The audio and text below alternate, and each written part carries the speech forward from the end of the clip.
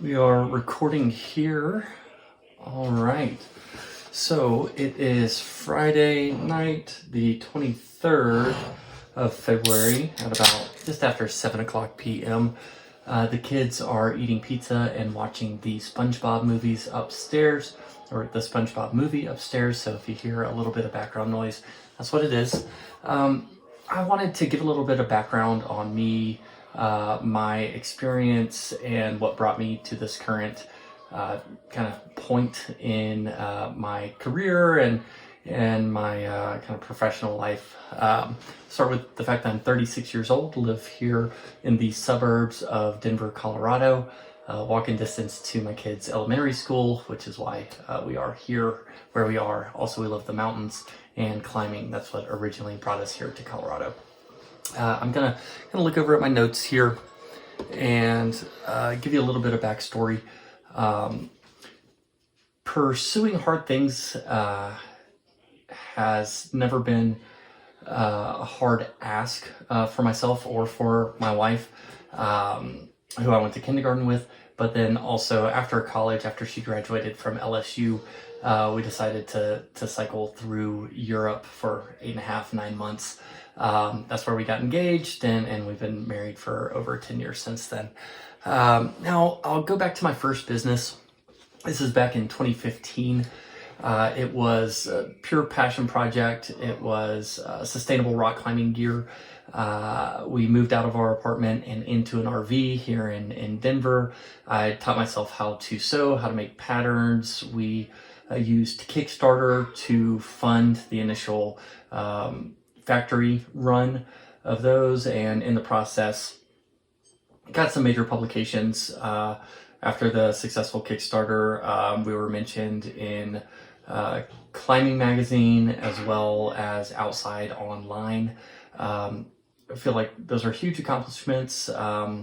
We just didn't have the capital to keep the thing going at that time. We're still young and new at this business thing, but we did have the passion and drive to make some major achievements along the way. But closing it down was definitely a hard thing to do, particularly for my wife. But the bank didn't like seeing the losses in our accounting from the business whenever we bought our first home here. So that was kind of the final thing was, okay, we gotta have the house for the kids. Unfortunately, the business was the baby, but now we have actual babies, and they need what they need, and shelter is one of those big things. Let's see. Yeah, bootstrapping everything and being undercapitalized was just a huge lesson, that undercapitalization. Lesson learned in a couple of businesses now, so I will not make that mistake again. Vine Systems was the second business that I started. That was in 2021. And the idea for that was to help engineering design teams become more efficient. That was the original idea. Then in searching for companies to cold call to sell my services to, I found a geotechnical engineering firm, Cushman Geoscience, and that was for sale. So after a lot of deliberation and hard meetings and everything that it goes into acquiring a firm, we were able to acquire Cushman Geoscience. So we had our own engineering firm, and in the interim there, I had been working for medium to large scale engineering firms here in the Colorado area, or at least that had offices here in Colorado. For a multitude of unforeseen obstacles, including the seller giving the entire list of clients to somebody else that was going to acquire the business prior to us acquiring it and not disclosing that, and then several other things I won't get into, but we did have to cut our losses and close down that business. So it was Cushman Geoscience acquired by Vine Systems, and we're closing those down now. That's what we're in the process of doing.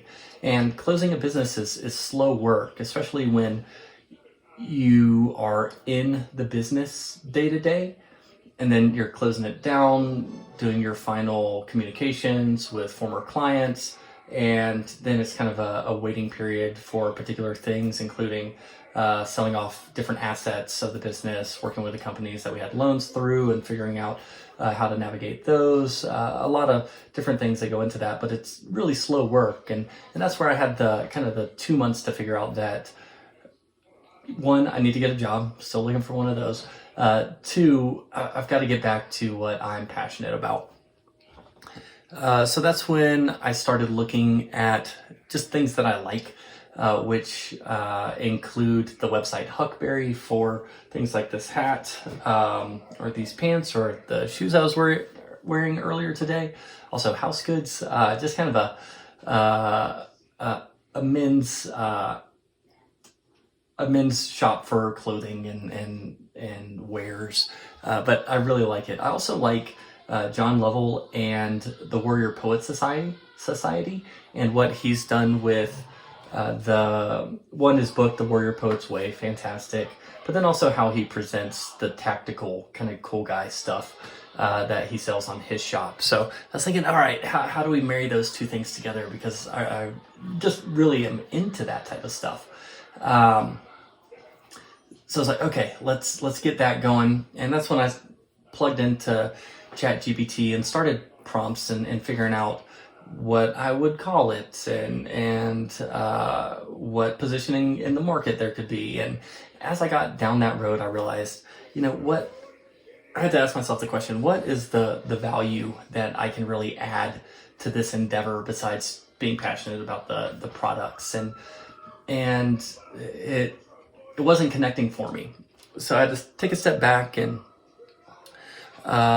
look at some of the goals that I had set previously, even before starting Vine Systems. After reading a book called The Millionaire Fast Lane, I believe is it, and if it is, I'll link to it here. But it was from those goals, and then also having a conversation during the asset sale portion of the closing the business down with another geotechnical engineering firm. And it was like a 2-hour conversation. I knew he wasn't going to hire me for anything, but maybe, and I was connected by a recruiter to go work for them. But I knew I wasn't going to get hired, but took the interview so that I could have the conversation. And I was straight up with them. Look, you're not going to hire me because I've been on the other side of the table. I know exactly what you're looking for, and I'm not it. But I do have this business and different parts of it that I could sell to you if you're interested in. So still working with that. I knew that he was interested in it because I reached out to the broker who we had acquired the business from, and he provided the list of all the folks that were interested in buying the business in the first place, myself included. So reach out to your contacts from previous work-life experience. Always good to do. Don't want to start from scratch anyways. So that conversation was amazing. That geotechnical engineering firm owner had 20 years of experience in geotechnical, specific here to Colorado, and kind of confirmed a few things that I was suspicious of, not suspicious of, but that I had an inkling of, which a big thing was staffing. So he let me know that after I had acquired Cushman Geoscience, he had seen the same staffing issues as we did, where he had 90% turnover of his existing staff in that time, and really had a hard time rehiring because of the pay rates that engineers rightfully were demanding. It was just outside of what was typical for this sector of the industry.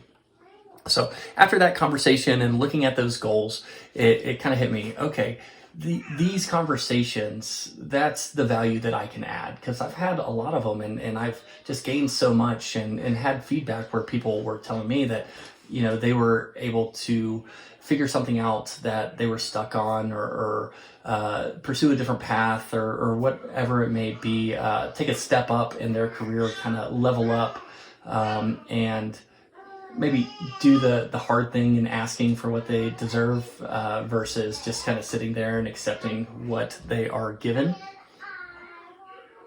And and then I came up with Cedar Vale after that. I needed to facilitate these conversations. Actually, before that, let me take a step back. Before that, it was the idea of being a consultant and just doing that more. And I thought, okay, I need 100 clients at $2,500 a piece per month to achieve the financial goals that I had set for myself. And that's attainable, but I'd be so stretched thin with 100 clients and the care that I would expect myself to give to somebody who valued my time that much. So I said, how can I facilitate more peer-to-peer conversations and kind of go beyond myself and enhance the entire idea by facilitating more peer-to-peer connections with people that are like-minded, so that individuals who have a story to tell and shared experience can connect with other people that are in either the same boat or had maybe experienced something a little bit further back, and could share that insider industry knowledge that a lot of people traditionally hold close to the vest. A lot of people have gotten to where they are by climbing the corporate ladder and having to be black boxes of information so that they can keep their job security, which I completely understand as a man having to provide for my family. I mean, that's the last thing you want to do, is do anything to jeopardize your job security. But I think that we are coming into an age where the more you give, you'll find that the more you receive. And really, if you can give, that's one, it makes you feel good. You feel proud of what other people are able to accomplish based on a conversation that you had with them. And it's not taking any credit in what their accomplishment is, but if you can facilitate them achieving something, it's just a really good feeling. If you haven't felt that, I'd highly recommend it. Help somebody out. If it's a niece, a nephew, somebody that is an intern in your firm, just kind of go out of your way to help them achieve their goals and just see how you feel afterwards. But so that's when I came up with Cedar Vale, the networking app that's kind of unlike any other one that I've seen. It's not like LinkedIn, which has just become bloated with advertisements, and it's similar to Instagram, where you don't really get to the core of people. You get that patina of what you want to show people, and that's really all you're getting. It's hard to make a deep connection, and that's what this app is modeled after. Is getting a deeper connection through anonymity and through a detailed matching algorithm that's more akin to a dating app like Tinder than it would be to an existing professional networking application or software.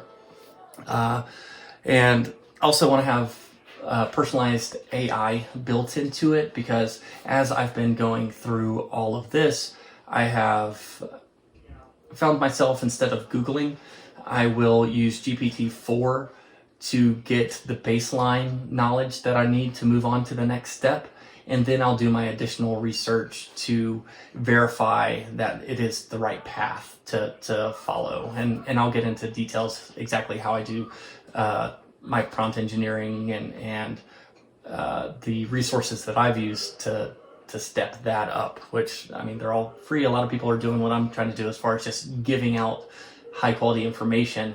So there's a lot out there for you.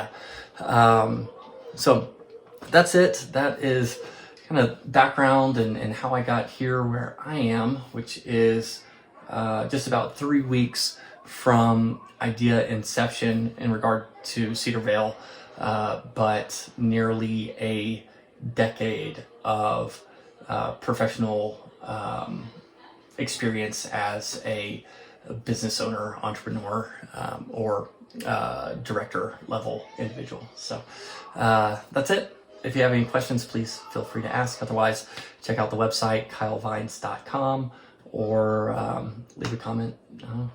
Do your thing. Enjoy your weekend. All right, bye.